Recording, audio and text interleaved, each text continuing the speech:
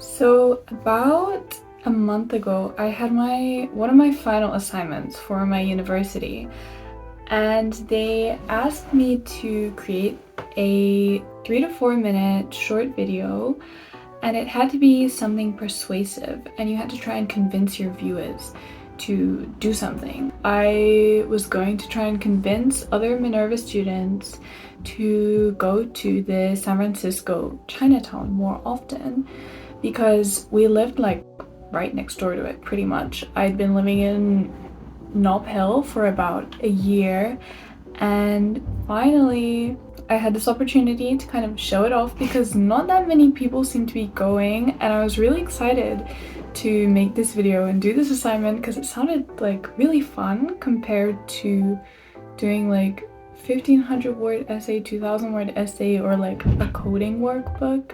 Then I kind of got reminded of just how fun it was to make YouTube videos.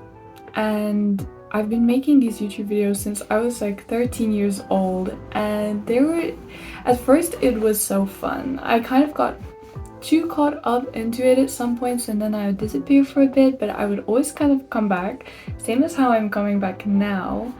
But when I was doing this assignment, I just thought, oh my gosh, I feel like I sort of wasted the whole year. I've been living in San Francisco, I've seen so many amazing things, and I have learned so much, and I wish I had preserved it on YouTube as like a storage for my memories in a way.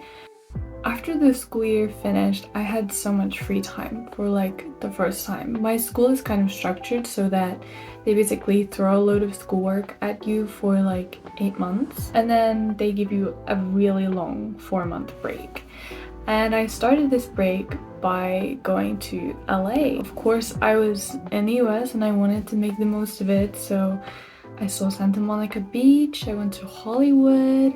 I just spent a lot of time relaxing, sleeping, and also like started watching more films again. I started reading The Three-Body Problem.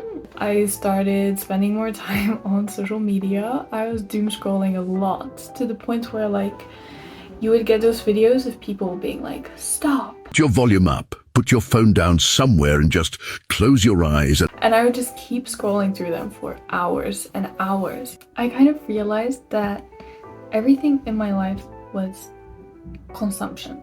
I always seemed to be like taking something in. So in my university, you get graded after every single lesson. So it kind of acted as like a substitute for like a creative outlet basically, which is kind of my excuse as to why I didn't make any videos while I was in San Francisco. After I came back from LA, I'm back in the UK now, as you can probably tell from the very gray sky. I decided to start making videos again, which was kind of like the logical solution to like feeling like I haven't got anything to create. And then I was thinking about like, how do I introduce this kind of change to my slightly dead minimalism channel? And then I realized that they're the same thing. What I'm talking about is sort of overconsumption, and as a result of that overconsumption, you kind of get frozen and you turn into kind of like a black hole where you're just trying to like consume as much content or stuff as possible without really thinking about the quality of it. The solution to that is to create your own content, but basically my problem is that I've kind of, even though I'm still very minimalist because I'm now living out of a suitcase, I haven't really been considering that in how I consume the things around me. Like, the city has been so busy and there is always so much to do, especially in a place like San Francisco. There are so many places to go, and I have done so much this year, but I didn't really consider like how much I really wanted to go or how mindfully I was spending my time. It kind of felt like more of a mad rush to try and do as much as possible